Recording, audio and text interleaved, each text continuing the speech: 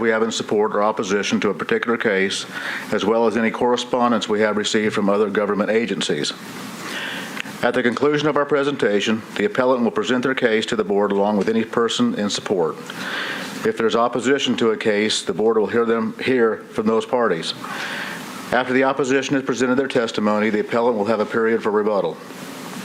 The board and their rules provide the appellant in cases without opposition 10 minutes for the applicant to present their case. In a contested case, the board provides 15 minutes for each side to present their testimony. Should the appellant wish to provide rebuttal testimony, the appellant should reserve some of their allotted 15 minutes. If you have multiple people, you might want to work out your time on that. All section numbers that we refer to today come directly from the Metropolitan Zoning Code, which was adopted by the Metro Council and became effective on January 1st, 1998, and applies to the entire jurisdiction of the metropolitan government. I'll introduce and make a part of the record the entire zoning code and will dispense with the reading of the individual sections unless the appellant or opposition requests their reading. The zoning code requires that these proceedings be taped. Therefore, it is imperative that anyone addressing the board come forward, speak into the microphone, identify yourself, and make your presentation. There are little speaker buttons when you get up there. It should be pretty easy to see that. And you'll see a little red light come on, just like mine. It should be noted that it's found if anybody has presented false or misleading testimony to the board that would have affected the board's decision, any approval may be revoked at a later date by means of a show cause hearing. The board will go through all cases set for public hearing today. After each case, the board will discuss and vote on that case. The board is vested with the power to act on these cases before us today under the following provisions as outlined in the Metropolitan Zoning Code section 1740-180. The code requires 4 members of the 7-member board to be present to constitute a quorum. And at this time, we have 5, and we are expecting the other 2 shortly. The code also requires 4 affirmative votes to grant your application. In the event there are only 4 members present, and we are going to have more than that, if a situation like that does arise, we'll be re-advertising for the next available public hearing cycle. If in the event there are 5 or more members present and there are not 4 affirmative votes, the case will remain on the board's agenda for the next 30 days. Applications that fail to receive 4 affirmative votes within 30 days of the public hearing shall be deemed denied by operation of law. The appellant or any aggrieved property owner may request a rehearing within 60 days of this public hearing. Further, the appellant or any aggrieved property owner may also appeal the board's decision to Chancery Court within that same 60-day period. After that time has elapsed, the board's decision becomes final and no further action can be taken. If you are an appellant and your case is granted, it will be necessary for you to obtain the permit for which you have applied. It should be noted that a permit must be obtained within 2 years for a board approval to remain valid. Mr. Chairman, I submit that all cases have been filed in proper order. All appellants have been notified by certified mail as required by the code. All affected property owners have been notified, and the legal ad has been published in the Tennessean as required by the code. Are there any elected officials that would like to come forward and speak?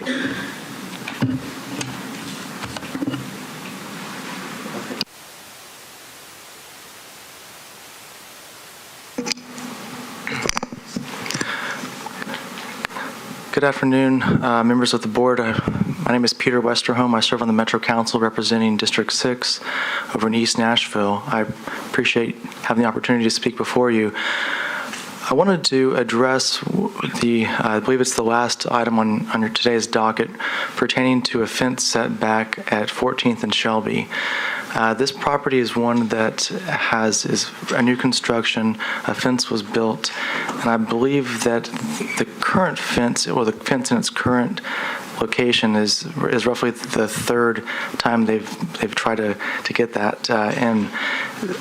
This is an interesting intersection that has been problematic for quite some time. There's increase in pedestrian foot traffic, bike traffic. We've worked with Public Works over the last couple of years to install crosswalks, put up signage indicating crosswalks, but there's still a lot of concern about this intersection in general. And what this fence has done is, even though there have been improvements made since it first went in, the consensus among the neighborhood groups that I've spoken with about this is that there is still a site issue that creates what everyone perceives to be a safety issue as well. I believe there's a recommendation from Public Works that suggests there is still a site issue created by this fence in its current location. I would just ask you to support that notion, which I believe, I don't know if the proper recommendation would be to defer until they can work out a specific suggestion, but it is clear from both talking to Public Works as well as the neighborhood in the adjacent areas that the current location does still pose a site issue. And I will be happy to answer any questions the board may have, and I plan on staying as long as I can, and hopefully will be available later on in the audience if there's any questions at a later point. Well, to your notion, I mean, this board can either approve, deny, or defer, and so, I mean, I will note for the applicant that if Public Works, which is our safety department, recommends against, that's a powerful piece of evidence, and since they're last on the agenda, if they're going to give thought to deferral, that's not the worst thought of all times. Yeah, and may I add one thing? I believe there is a traffic study being conducted by Public Works as well for that area, just something to be considered of. But again, there is still an existing site distance issue and public safety issue because of that. I have a question for our secretary. Do we know if there's a public safety issue at the moment and it's under appeal? I mean, they haven't been ordered to remove the fence so far, or would that still be pending us? I mean, so if it is deferred and there's a public safety issue, where does that leave us? I think that's how it got to us, was a field inspector. Pretty sure someone called in about it. So they're probably on notice to do something about it. That's why they came in and filed the appeal. But the fence can remain until we hear the case and make a decision. Is that correct? I mean, I would assume that would be the case. I believe that's correct. I would have to check with the field inspector, see what kind of time limit they gave them, that sort of thing. Okay.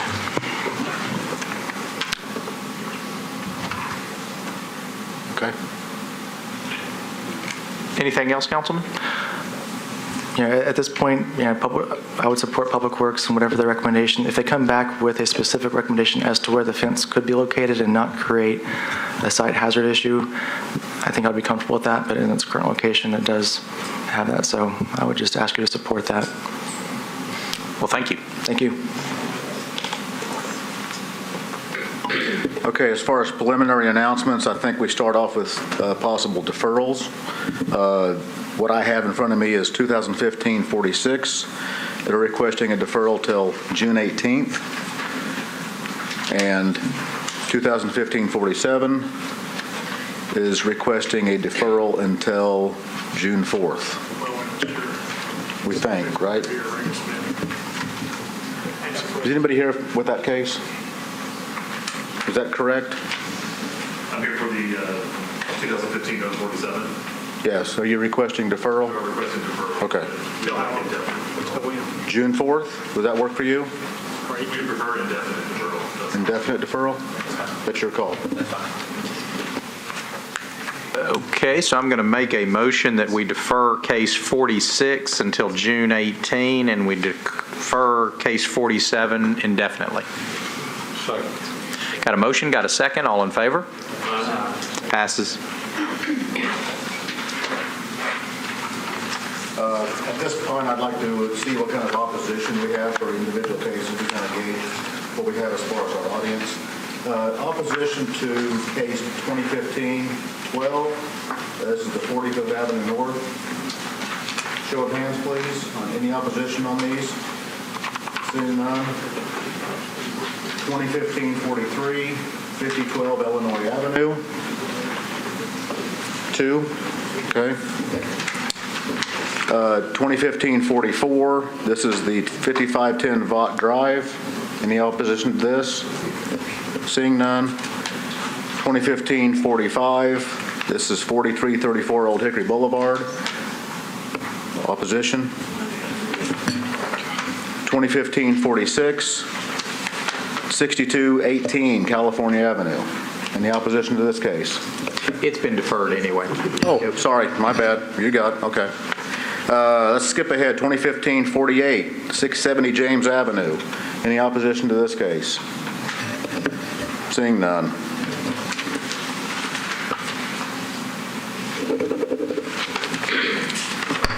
And last but not least, 411 South 14th Street. Do we have opposition to this? I know we do have this, okay.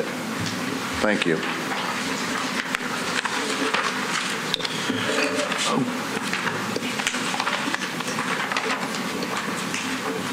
Okay, before the meeting, I prepared a consent agenda, and I believe it is limited to case 2015-44. Is there a second for the consent agenda? Second. Got a motion, got a second, all in favor? Any opposed? Passes. Got that?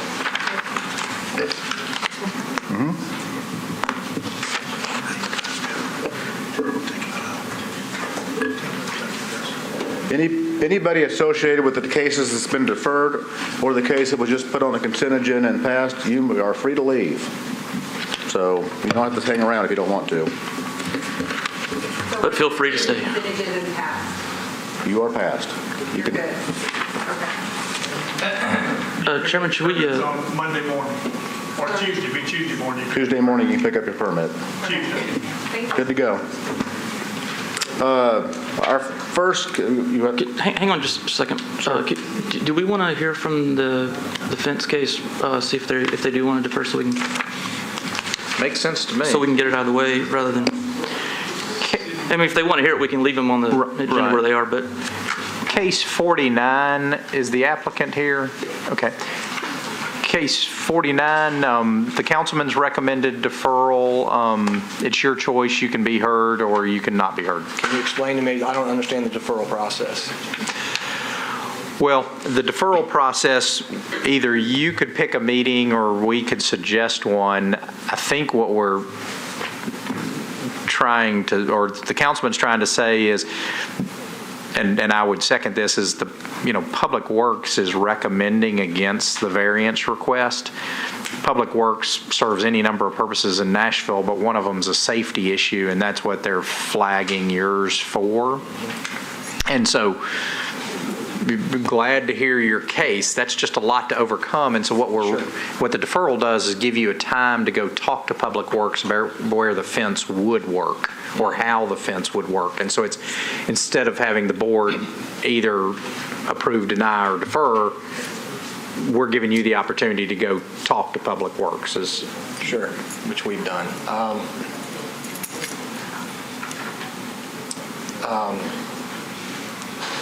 I mean, we're glad to hear you. I mean, it's just, Yeah, I hear you. Sounds like it's stacked up against me pretty good.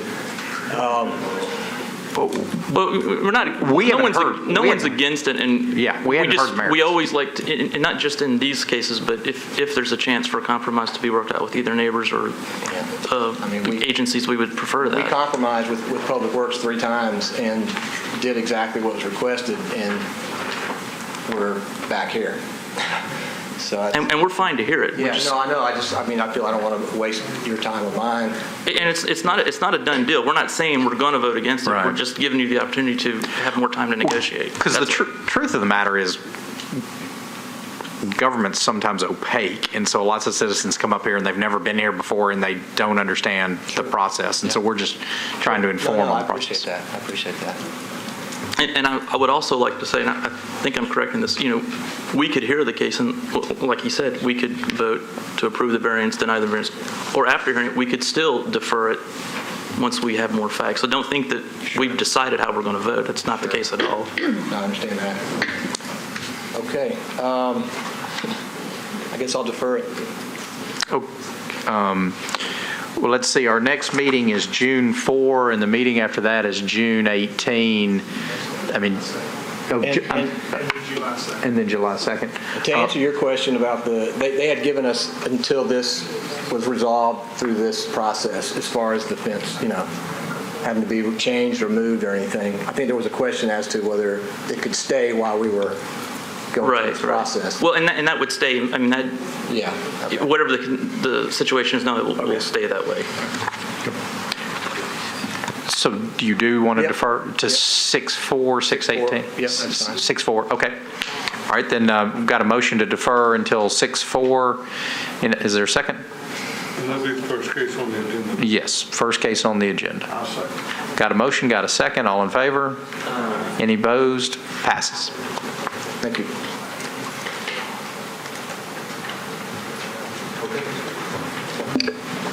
Are we ready to go forward? All right, our first case today is 2015-12. Stephanie Lowe and Ed Seifert, appellant in Eagle Eye Properties, LLC, owner of the property located at 809 45th Avenue North, requesting an item A in the R6 UZO district, appealing the zoning administrator's interpretation regarding the minimum lot area required for a buildable lot for a single-family residence. It's referred to the board under section 1740-670, and the appellant has alleged the board will have jurisdiction under section 1740-180.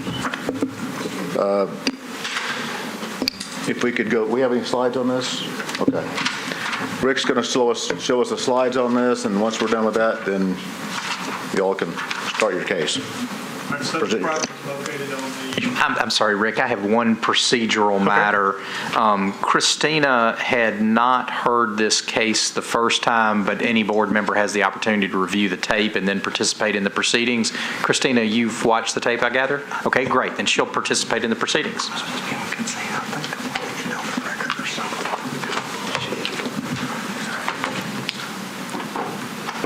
Subject property is located on the west side of 45th Avenue North. This is aerial photo of the property. You might, while you're right there, the property immediately north of ours, the red block, that property has done exactly the same thing that we're asking for. I just wanted to point it out on the photograph there so that you could see this is not an unusual situation. It doesn't seem anyway. Sorry, Rick. No problem. This is a property, subject property looking straight into it off of 45th. This is property to the left. These are the properties that Mr. Dean was referring to on the right. They're 3 25-foot lots, those houses. And that's what we have on it. Okay. You will have 10 minutes to present your testimony. First, if I could reserve a couple of minutes. Well, I don't think there's any opposition, as we know, so I probably don't ever need to reserve anything. I will mention, as the chair said, this case was before the board back in February, and the board was kind enough to grant a rehearing request a couple of months ago in March. And I might ask that the materials from those cases be added into this one. I didn't bother to reproduce all the maps and everything. The property, as Rick said, is at 809 45th Avenue North. Essentially, the owner is asking to build 3 single-family residences on 3 pre-existing lots.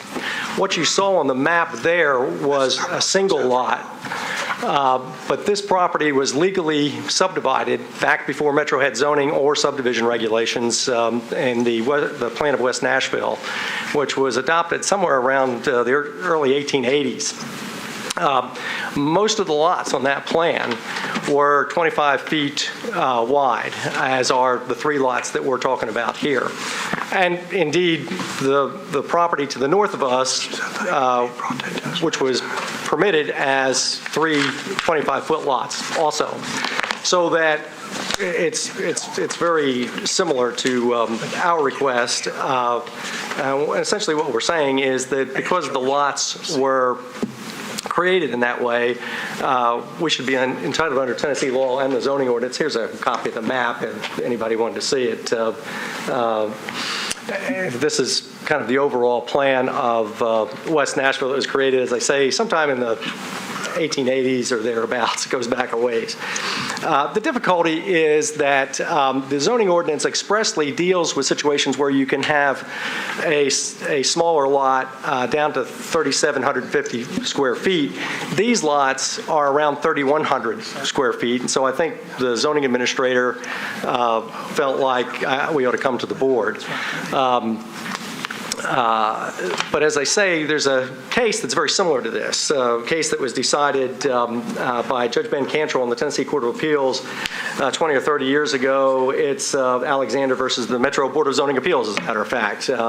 In that case, things were a little bit different. The same three lots, if you will. A property owner had, all three lots had been sold. The middle lot built a structure on it, a single-family home, and actually went over the boundary lines of the middle lot so that the two outside lots became, instead of 60-foot lots, became 50-foot lots, and the interior lot became an 80-foot lot. After that, the original property owner passed away. The property was reassembled by another property owner who now has control, like my clients do, over all three lots. They came to the board, as we are, suggesting that they should be able to use those 60-foot wide lots. They were going to build duplexes, by the way. We're only talking about single family. They should be able to build those duplexes on those three 60-foot wide lots. There were actually, come to think of it, in that case, the zoning administrator issued the permit. The neighbors came to the board and argued that the zoning administrator was in error. The board decided in favor of the property owner, my clients, the people in my client's position, said that those are three 60-foot lots. You're entitled to use the three 60-foot lots. Under the rules then obtaining, you could put duplexes up on all three lots. The case was appealed to Chancery Court. The Chancellor actually reversed the Board of Zoning Appeals, and on appeal to the Tennessee Court of Appeals, the Tennessee Court of Appeals said, wait a minute, no, if you've got pre-existing lots that have been legally established, you should be allowed to use those as single-family lots. That's what we have here. So we've got Chancellor Cantrell's decision back in the early 80s. The fact that the property to the north of us, one way or the other, it's not exactly sure how they got the permits there, but one way or the other, they got the exactly same permits that we're asking for. We're asking the board to allow us to go forward with this construction. I might add that the zoning administrator here, Bill Herbert, really doesn't disagree with us. I think he thinks that we're right. He felt that he had, just as a legal matter, had to deny these permits. But I believe he thinks that we're correct in our assertion talking about the state of Tennessee law at this point. The other thing to consider here is the impact on Nashville. We're looking for more affordable housing in the city. We have more people moving into town. Building quality homes on smaller lots makes sense overall in terms of affordable housing. These are going to be fine homes. The lots are smallish, but you can see the construction nearby, fine construction. We're going to do something very similar so that from a standpoint of public policy, it makes sense to allow this to go forward, not just Tennessee law, but the public policy for the betterment of the city overall. I'd also mention that at the original hearing, one of the concerns was whether or not these original lots were sold in groups of 2 or 3, so the actual size was more like 50 foot or 75 feet per real lot. And we went back, the reason we asked for the rehearing, the reason the board granted it was that we went back and found many deeds being transferred out on 25-foot lots, so that it wasn't that the common practice was to put them together and make them 50 feet or 75 feet. They were deeded out as 25-foot lots back in the 1880s. So not only was it true on the map itself, but the practice in that day was to allow the use of that 25-foot lot. There was a question during the rehearing also about what the impact of this construction might have on, as I understood it, the bulk regulations. Does this mean you're going to have to come back to the board for some kind of variance for side yards, front yards, rear yards, those kinds of things? And the answer to that really is no. We're going to be able to comply. I think the zoning ordinance itself, if you have a lot under 5,000 square feet, and this one, as I say, is these three are around 3,100, the side yards are only required at 3 feet, the front yards 20 feet. We're going to be able to comply with all of those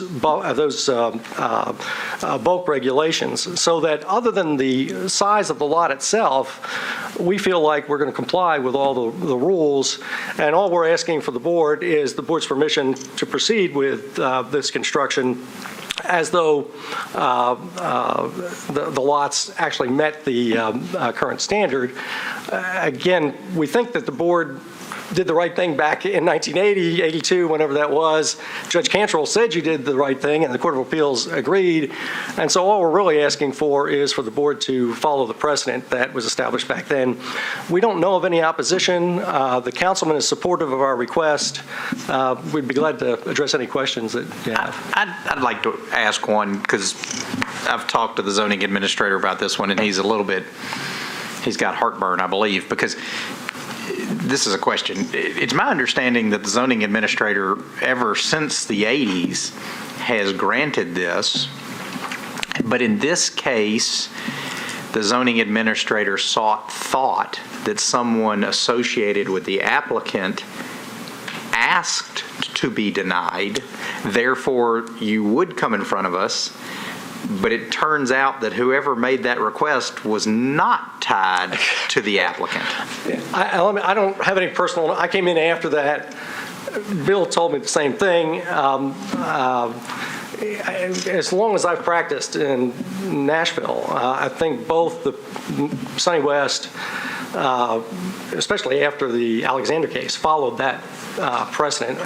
Sonny did it anyway, I think, because he thought that was right. So, and I was telling my client that on those kinds of things, usually it's better to, if you get the permit, just go ahead and take the permit. I guess that's my question. Nobody tied to the applicant asked to be denied. Right. Oh, okay. No one who has control over the property. I think there was some discussion about it, and I'm not quite sure why you would do that, frankly. From a legal position, and I know, Mr. Chairman, that you do what I do for a living, and always we tell the client, listen, if you're going to get the permit, right. No sense doing anything that takes any. I have a question. Was this listed or purchased as one property or as three properties? I don't know. Do you know it? The purchase is one. Okay, And so how will they be sold? You're going to sold it. So they'll be sold individually. So someone is going to subdivide these? I think essentially we think that they're Are you already asking us to do that? Yeah. No. The Board of Zoning Appeals really can't subdivide a piece of property. Well, that was my point. Right. I don't think the Planning Commission is going to require us to come forward because I think they're already subdivided. I mean, that if you actually look at the well, I know you think they're subdivided. That's your case. But if you actually look at the Metro property maps, it shows the 3 lines on there. So there's 1 tax bill, 3 tax bills? Well, currently there's 1, but when we go forward, there will be 3.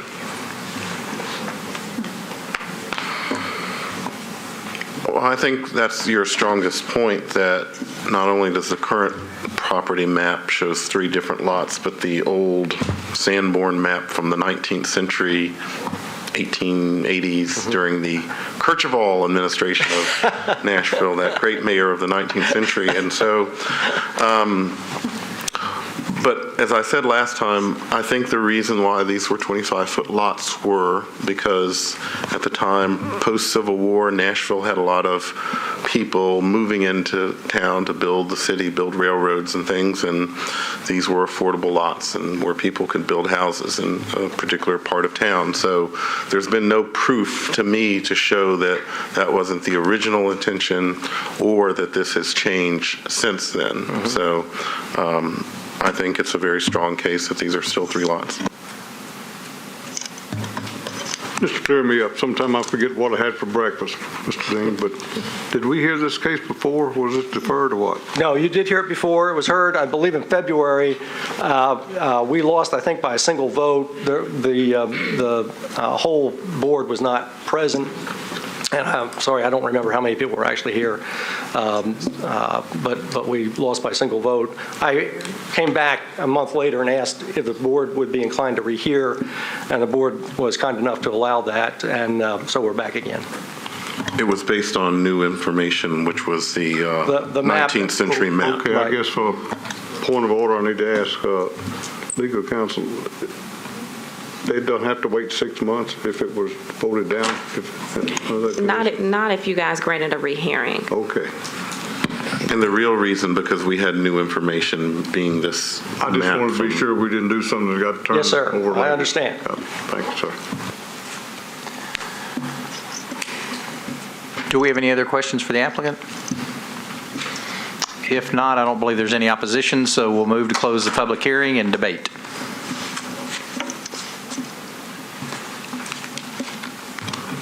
I think the court's usually probably stipulated some things for us, so I'd be hard pressed to go against it.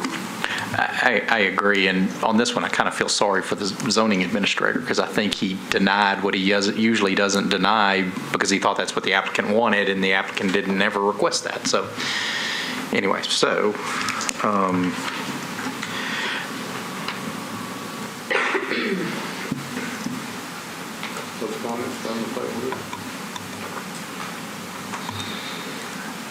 I forgot my motion sheet, but I am going to move that the board find that the zoning administrator acted in error and that they should be able to develop based upon the original lots.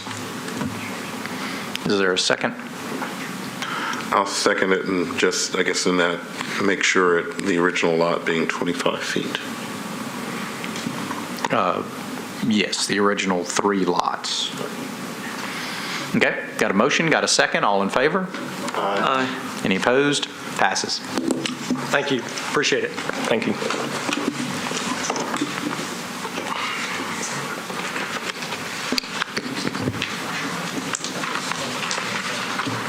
Okay, second case. Yes.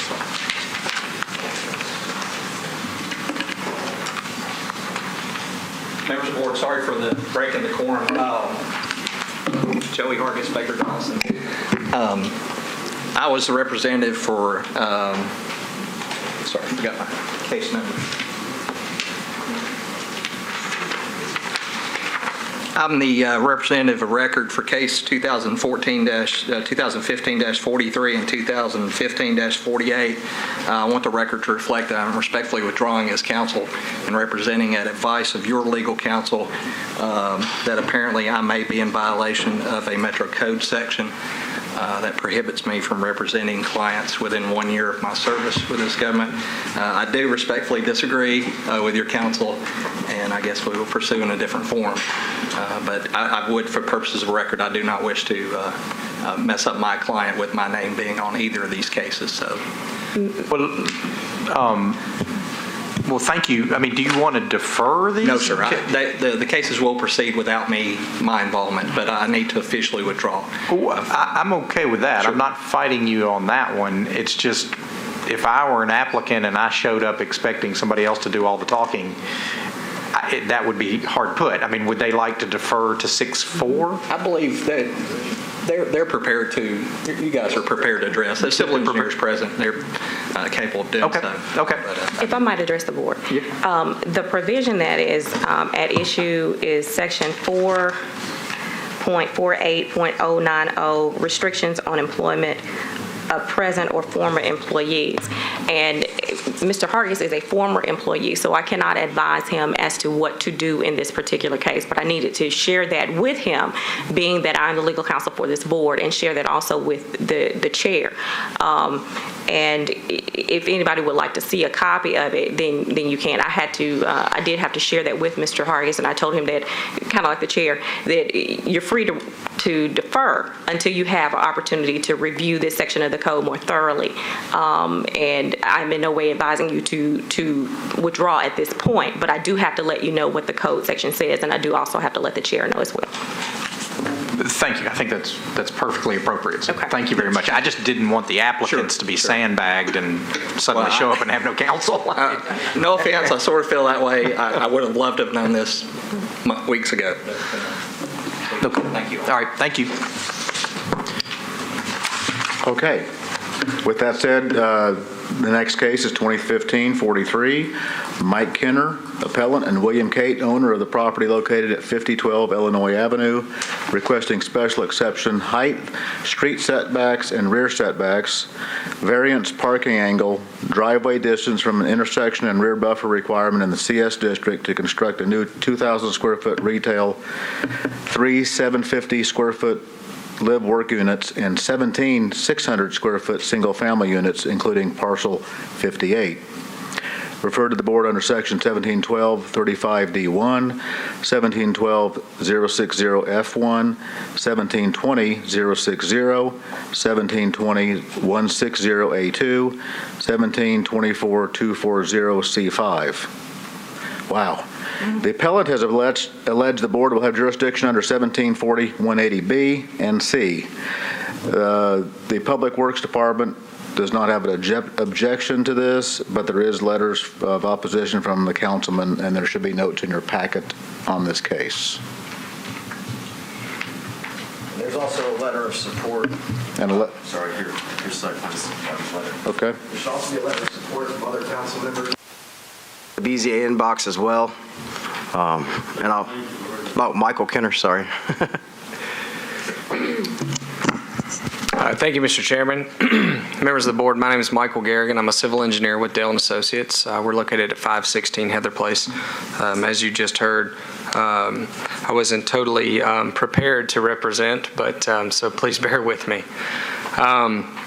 Just to give you a little bit of background here, we met with the community last Thursday night at their regularly scheduled neighborhood meeting. We presented what's before you right now. The first page is the plan we are requesting. The second page is what was an original sketch that could be done by right under current code. And then the third page are just some conceptual elevations. I do want to clarify, it's my understanding, Dale & Associates did not file the package for the variance request and the special exceptions, but it's my understanding that all variances have been removed. The parking lot layout has been modified so that that meets code. The landscape buffer is okay, and so I want to make clear that what we're discussing is the special exception, which are the setbacks. Mr. Garrigan, could I Yes, sir. stop you for a second? We need to go through the slides real quick, if you don't mind. Oh, I'm sorry. We have stopped your clock, so Rick, if you would go ahead. Let's go through the slides real quick. The subject property is located on the north side of Illinois Avenue, just east of 51st Avenue. Went the wrong way. This is the property looking at it from above. This aerial photo. There's two single families there now, I think, or maybe with apartments. Maybe it might have been there. All that stuff in the back is gone now. Just the two houses remain.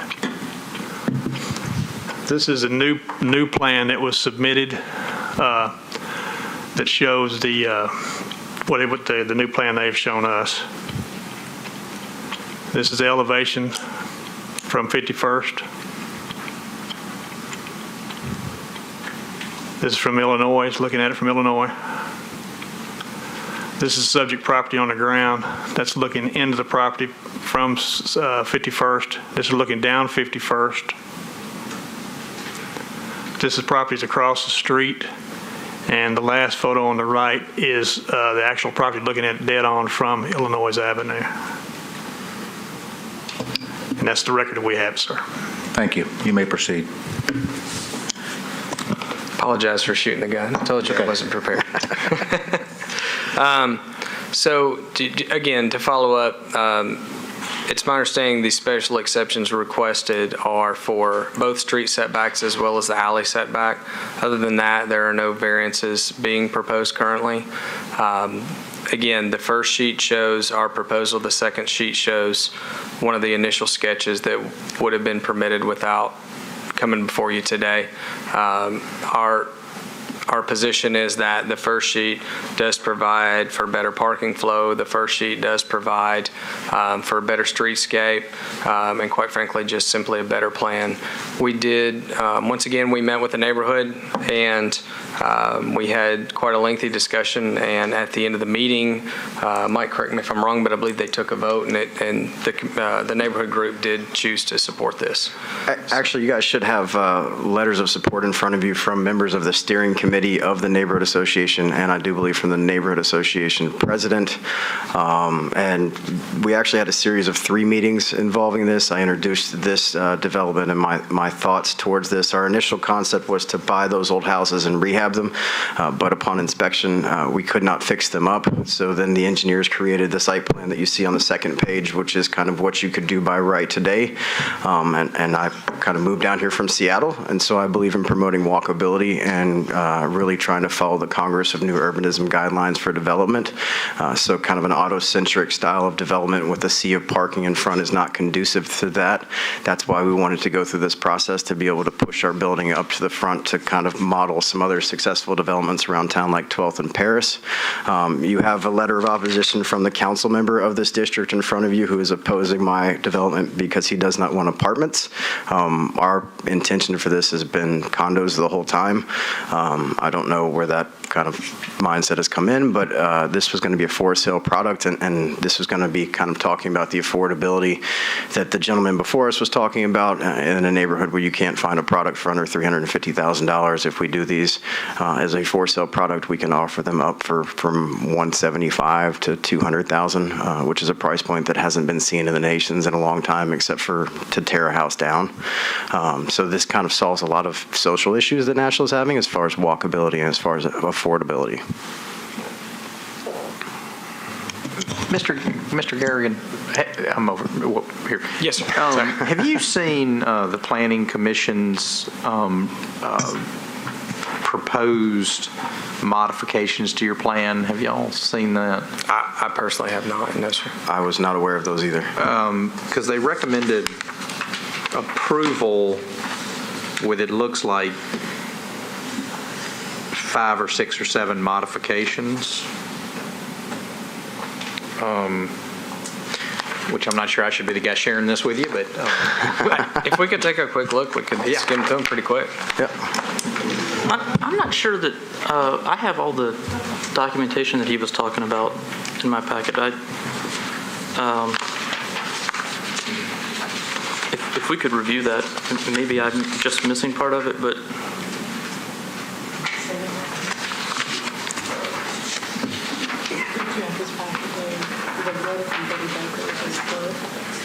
yeah. Is that public viewing or just for the builders? no. It's public record. Yeah, it's supposed to be for the world. I have it. Am I the only one who has it? No, I have it also.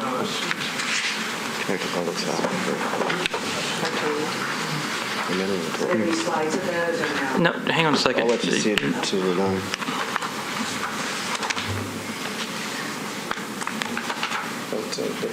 Yeah, that's perfectly doable. They're standard, more design-based. We do quite a bit of specific plans, and those are pretty common notes, restricting EFS and vinyl and things like that, and percentage of glazing and floor to height on the first floor. So we would be in agreement with all of this. Okay. Okay, so sorry to backtrack here, but the letters of support you said that we should have are from whom? You should have one from Frank Stabile. There should be one from Liz. There should be one from Marisa Frank. And there should be a few other ones from neighbors that are members of the steering committee. I gave them Joey's direct email. And okay, so, well, I have one.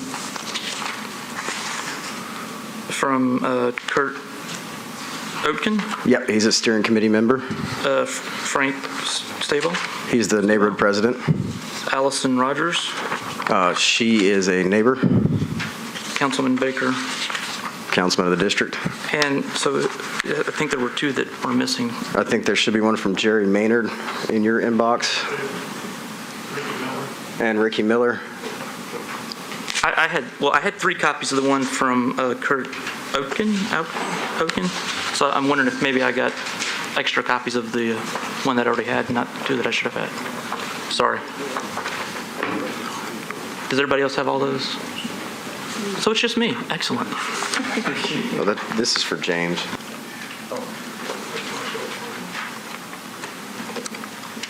And there should be one from Jerry, Councilman at Large, Jerry Maynard as well, who lives 16 blocks from the site.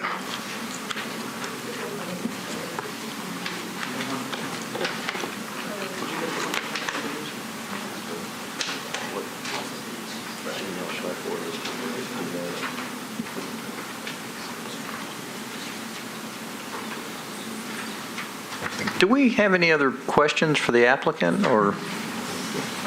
Mr. Chairman, I want to address the issue. I think it was a bit of an awkward situation here, and I feel like maybe this case ought to be deferred until the applicant and the applicant's attorney can review and decide if they want a representation. I mean, our guidance, our legal counsel is exactly right, and I think kind of caught them short, you know. I want to recommend a deferral to the next meeting. I support that too, and also the council person who represents this district says that he's against this because it's apartments, but the applicant is telling us it's not apartments. So I would like for that to be kind of straightened up too before, we hear this. And I also, you said that you had a letter in support from Councilman at Large, Maynard, which none of us have, and I don't think Mr. Harrison had a copy of that either. Do you have an email I can It could be just a clerical thing. Would you be opposed? I mean, we don't have the right to grant you, tell you to defer, but we Actually, we do. we do. Well, we do have the right to defer.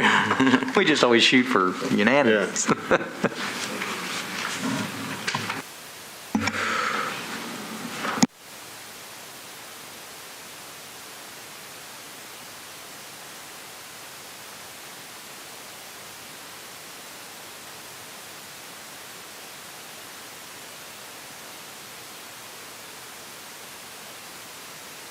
If this hinges on the support of the local council member for this district, I'm not going to defer it.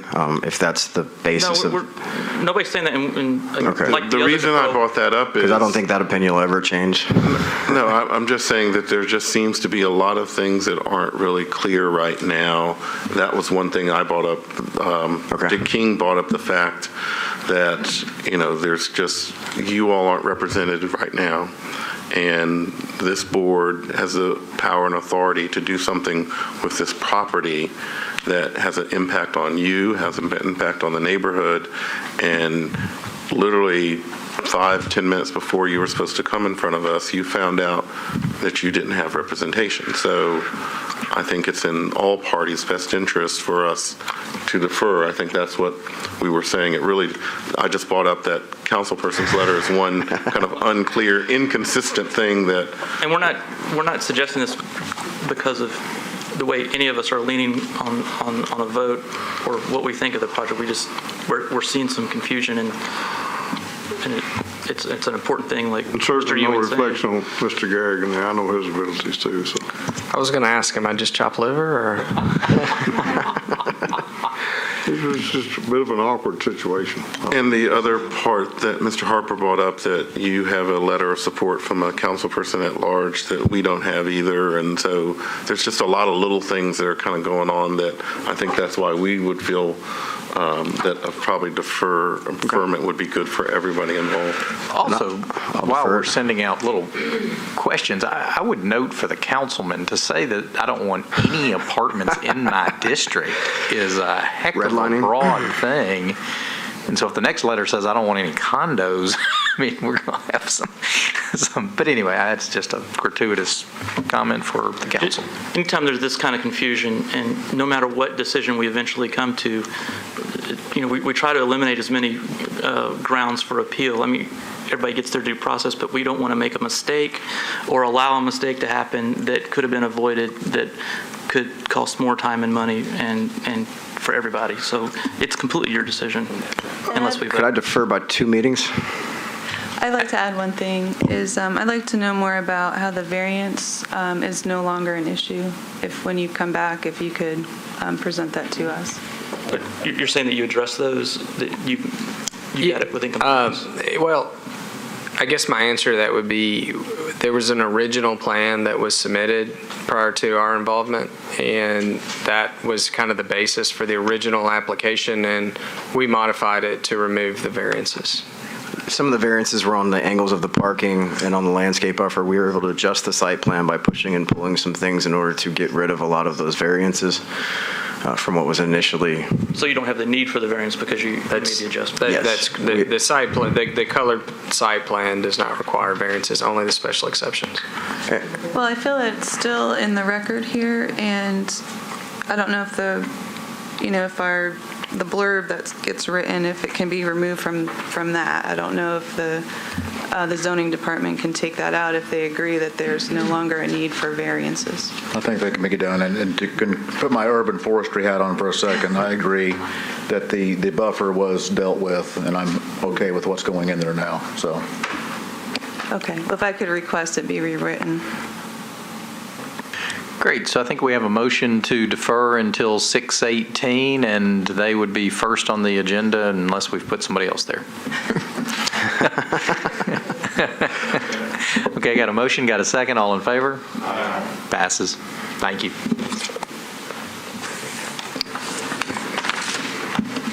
We were making all kinds of no progress. Anybody else can speak about this? Not today.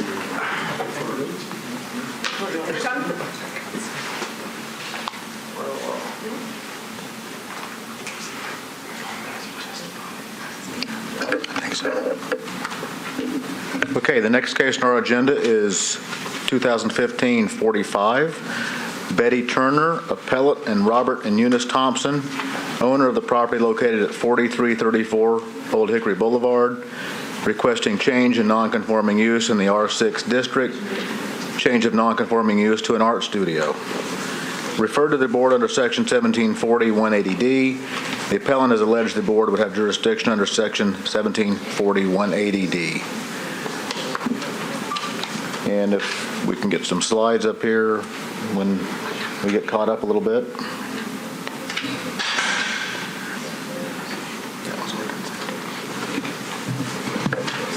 This property is located on the east side of Old Hickory Boulevard, just north of 2nd Street in Old Hickory.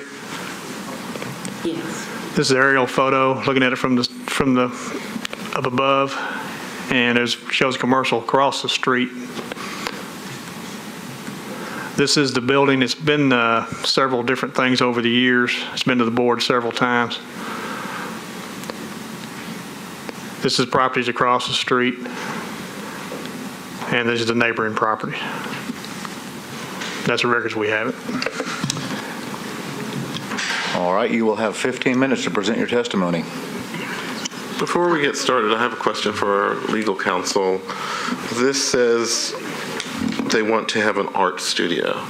Now, I remember the Fort Houston case where we had a creative bunch of artists and craftsmen, and they were establishing something that our code didn't recognize. Our code was basically still back in the 50s or 60s, and my understanding, the Metro Arts Commission is working with some council people to revise our code as we become this popular IT city. We're having creative people come in, and certain occupations and uses were silent in our zoning code, and I imagine art studio is also one of them. Is that correct? I mean, does this fit into anything, and why is this here in front of us to rule on it? Actually, that would be a question, I think, for the staff to address. I can look at the zoning code and see if I can find your definition for what it is, but I think I better yield to staff on that in terms of why it's before you and how it got to be application before you today. Do we know? Well, the property's zoned residential, it's non-conforming, and so whenever they change the use in there, if it's a different use than what was there before, they have to come before the board as an item D, as a change of a non-conforming use. I think the last use we showed in there was a contractor's office. So it doesn't matter what the use is unless it becomes a residential use? They Correct. have to come here, so it doesn't, because the question I was going to ask, what is an art studio? How is that classified? But that's irrelevant. This could be anything. As long as it's not residential, they still have to come. Yeah, it's zoned RH, what it was. I think originally it was a TV repair shop. It's gone through a bunch of different. Old school occupation. Oh, yes, sir. It's been through, it's been a lot of different uses there over the years. So once again, and I know we don't have any power to do this, but we would urge our fine members of the Metro Council to come up with some zoning that reflects our modern city and its creativity and hipness and things like art studios and craftsmen and things like that. But for today, we will hear this. Thank you for being here. Hi, I'm Betty Turner, and I am a local stained glass artist. My daughter is Maya Turner, and she is a wood carver. And our proposal upon renting this property is to start instructing students, adult and children, in the art of stained glass and wood carving, as well as allow local artists who are unheard of and undiscovered to hang their art on the walls for people to view. I worked for 33 years at Nashville Electric Service. I just recently retired, and my passion is stained glass art. I have been a local instructor at Ball State Community College for 4 years in the continuing education department, teaching basic and beginning stained glass art. I've done numerous art shows throughout the city and am somewhat recognized in the field of stained glass art because, as most of you know, it is a dying art. And I'm one of the few people who is crazy enough to bleed for my art. This studio space is just over 1,000 square feet, and what we would like to do is just set up big tables and stools and gather around the tables and learn art, wood carving and stained glass art. Our classes are, the proposal is that there would be 4 to 8 students at any given time to come in for 2.5 hour sessions, 2 to 3 nights a week, and on Saturdays, and learn the craft. And I'm sorry. Go ahead. There's no opposition to this, correct? No, there is opposition. Oh, there is? Oh, okay, I'm sorry. So, am I correct in, this is one of those cases where we're determining that the use is no more non-conforming? There's a lot of negatives there. No more impactful. Or no more impactful than the previous use, which, tell us again, what was the most previous use? Do we know? I believe it was a contractor's. The contractors, not the television repair. You think stained glass is a dying art? Yeah. It was from my understanding from the owners, it was a beauty salon before I took over the space. Before that, it was a TV repair studio. It has been a heating and air, or HVAC company. It has been a roofing company. This has been in commercial use since 1979, from my understanding. And upon meeting with the administrator, the zoning administrator, he did inform me that he didn't think that there would be any more impact or impact on the community or the space with what we were proposing to do. It is not proposed to be a high volume or a high use space. Primarily, I would be there with my little dog, and my daughter would be there, and we will be working on our own personal art projects. But if and when there are students who are interested in coming to participate, to enroll, to watch, to learn, then they would be welcome to do so as well. How many parking spaces do you have? there are 6. And where will you all have your each individual car? Most of the time, we would be there, but not at the same time. There is an adjacent vacant lot that is also connected with this property. Who owns that lot? The owner is the Thompsons, and when I rented it, I was told that that would be accessible to me as well. Oh, you are? That is a portion of what I'm renting. So how many how many cars can be parked in this adjacent lot? About 12. And can we see the other pictures of the site to see? Is there another picture of the house itself, or is that it? There, where that white car is, that whole area is the vacant lot that is also owned and connected to that property. There are two Where the white driveways. car is, where the red sign is, that's the end of the parking, just back towards, and that vacant lot is How right where many she's cars speaking can you park in the paved area? In the paved area, you can get 5 to 6 cars there. And that's in addition to your 5 or 6 spaces, or is that inclusive? That's inclusive. Okay.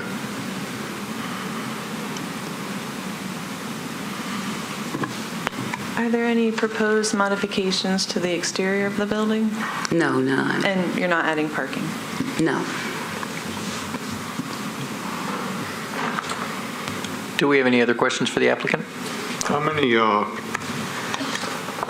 people would you anticipate being there in the class at any particular time? In class, the minimum would be about 4 people, and the maximum that I can teach properly would be about 8. How many square feet is this? You said 1,000? About 1,000. And repeat again, how many days or what times these courses would go on? We propose to be open Tuesday through Saturday from 11 until, if there is an evening class, 8:30. 11 in the morning, open studio time, and I would be there working. So if I take a class, it's not from 11 till 8:30? No. There would be open studio time, and my daughter and I would be working there. But most of the classes, most of the interest that I have found is from working people, and they would come in from around 6 until about 8:30. Tell me this, we have so many cases that come in front of us that people want to do something and they just don't know about the codes department or zoning or anything like that. How did you find out you needed to come in front of us? When I initially rented the building, that was the first thing that I did. I felt like I would probably need some sort of an occupancy permit or permission to make sure that everything was legal and straight.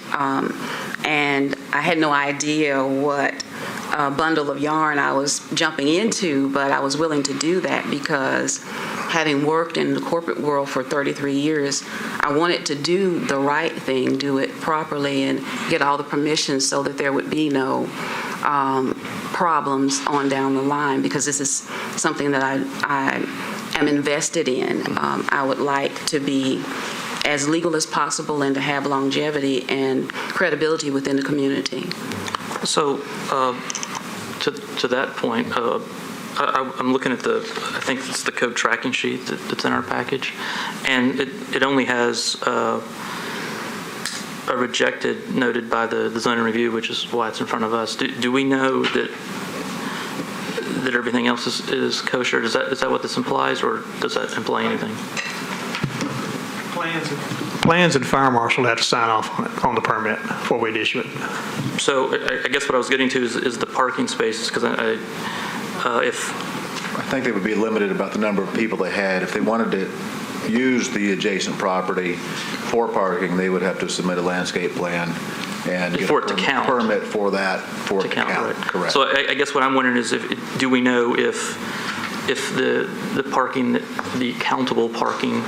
1,000 square feet at 1 to 200 would be 5 parking places. Okay, so she's okay with parking and for the use and all that, so, as I understand it. That really wasn't a question, that was just me thinking out loud. Okay, thank you. Any other questions for the applicant? Okay, then we're going to bring the opposition forward. And while she's coming forward, I'm going to say that I stated the legal standard in the negative, but it's really in the positive. The board needs to find that the new non-conforming use will be more compatible with surrounding land uses than the existing non-conforming use. I had said not more impactful, but it's really a positive. I think I'd ask the question with at least 2 or 3 negatives in there, so that's... I'm sorry, ladies, yes, if y'all will move, the opposition's going to take the chairs.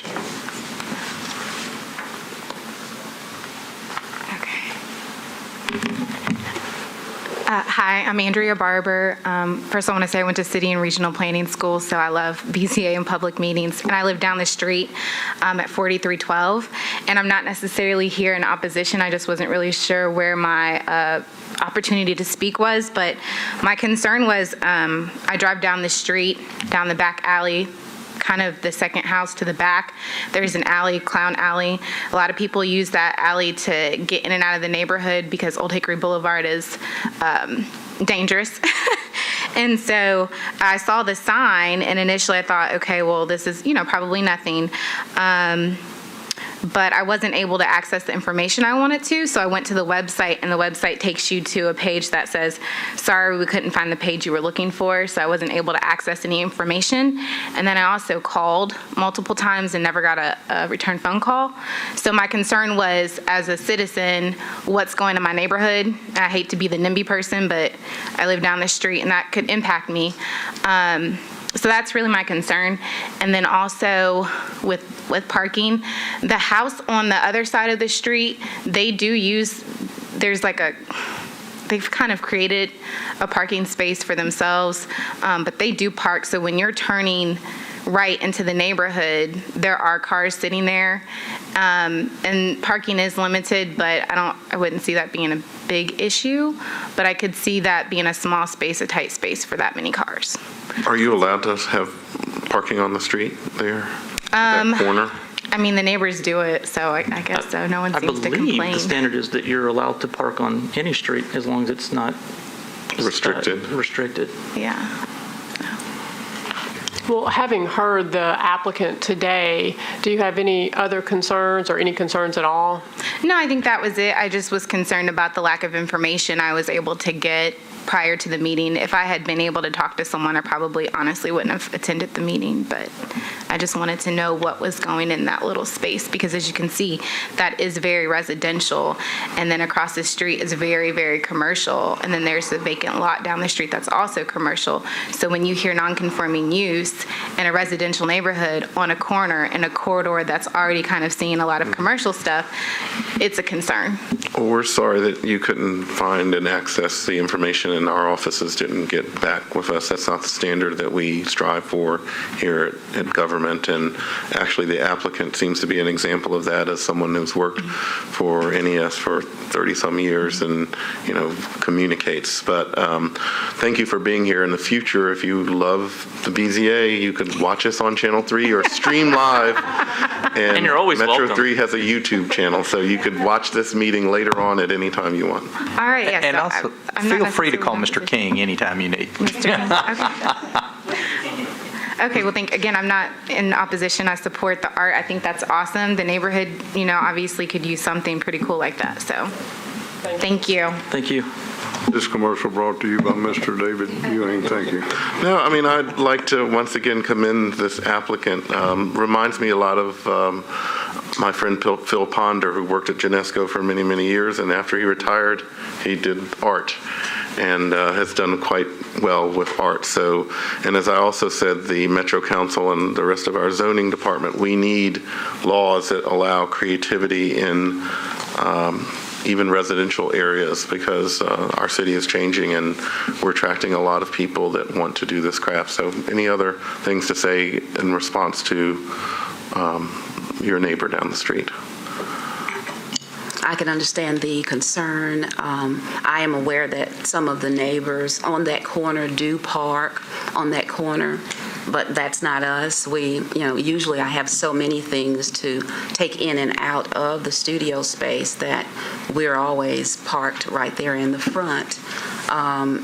So we don't access or use the alleyway or that corner because it is tight. but that is not what we do. We don't park on the street at all. But we do intend to have as little impact and as possible and to bring as much positive as we can. I spoke with Dan Hager, the councilman for the 11th District, and he came by and visited with me on Friday evening, and he told me that he had been talking with several of the residents, and I've had many residents come in, just walk in off the street and say, hey, what are you doing? What's going on? Welcome to the neighborhood. We're going to bring our children. So we've had nothing but positive so far from the people who have just walked in and looked around and said, this looks pretty cool. We want to try to do it. So I hope that that will be the standard and that our relationship with the community will be one that is positive and culturally enriching. That is the plan and the goal and my concept for even bothering to try and initiate this.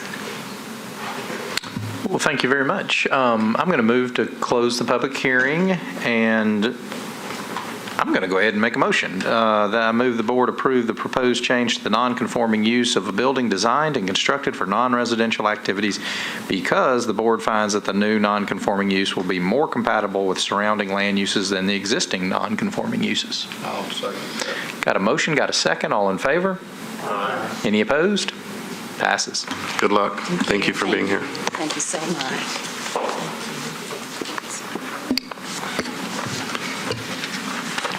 We good? No breaks? Good? I think we're down to the last one. Last case on the agenda today, 2015-48. This is Mikan Development, Inc., appellant, and Bellar Auto Parts, Inc., owner of the property located at 670 James Avenue, requesting change of nonconforming use in the R8 district, change of nonconforming use from scrap operation to multifamily. It's been referred to the board under Section 1740-180D. The appellant has alleged the board would have jurisdiction under Section 1740-180D. Is there there's opposition to this one? Correct? No, my bad. No opposition to this one.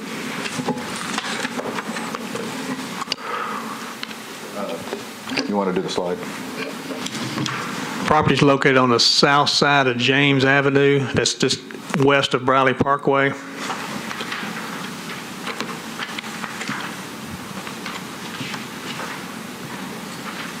This is aerial photo showing it's the old, it's an old salvage yard, and they want to change it to multifamily. It's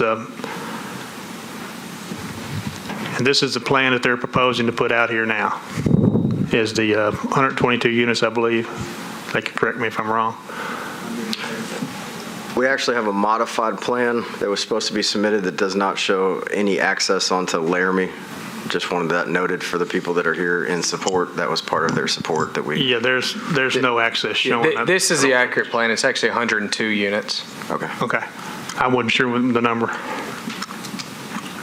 This is the property looking at it off of James Avenue, looking dead into it. Privacy fence all around it. These are properties across the street and down the street. That's the records we have it. Before we get started, I know there are a lot of people here. Can I see a show of hands of who is in favor of this project and anyone against the project? So it seemed about 9 or 10 people in support. Thank you. You will have 10 minutes to present your testimony. I think this case is very similar to the other case that you guys just heard where we're asking for an amendment to the grandfathered use. We set out looking at this project and originally wanted to do 157 units of apartments, but due to the council members' attitude towards apartments, we shifted it to a for sale model. We dropped the density down to 102 units, and we had a series of neighborhood meetings. I think we had a total of 3. You guys should have a letter of support in front of you from the neighborhood president as well, Ricky Miller, who is in attendance today and in the back.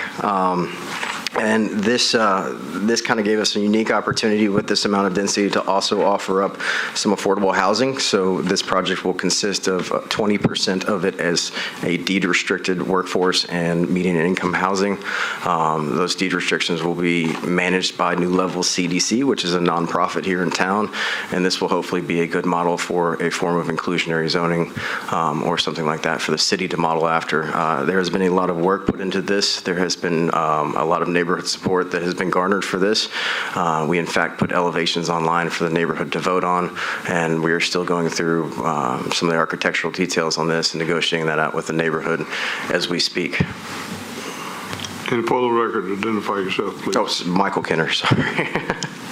And again, just for the record, Michael Garrigan, Dillon Associates, 516 Heather Place. I think the crutch of this, the gist of this is the nonconformity scrap operation versus the multifamily that is proposed. I'd say it's a vast improvement into scrap operations.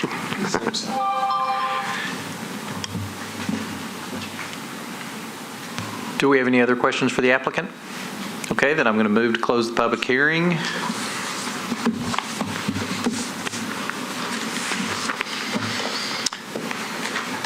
Any comments other than almost anything's more compatible with the surrounding land uses than a salvage yard? Well, which would be my only comment. I mean, I'd like to say a little bit more than that. I think this is a thoughtful proposal, and I like the fact that they're doing 20% on the affordable housing part, so they're to be commended about that too, and lining up substantial support in their community. So. I agree, and mine was thoughtful. But anyway, let's see. I am going to move that the board approve the proposed change to the non-conforming use of an area or a lot designed and constructed for non-residential activities. The board finds that the non-conforming use will be more compatible with surrounding land uses than the existing non-conforming use. Is there a second? I'll second it. Got a motion, got a second. All in favor? Any opposed? Passes.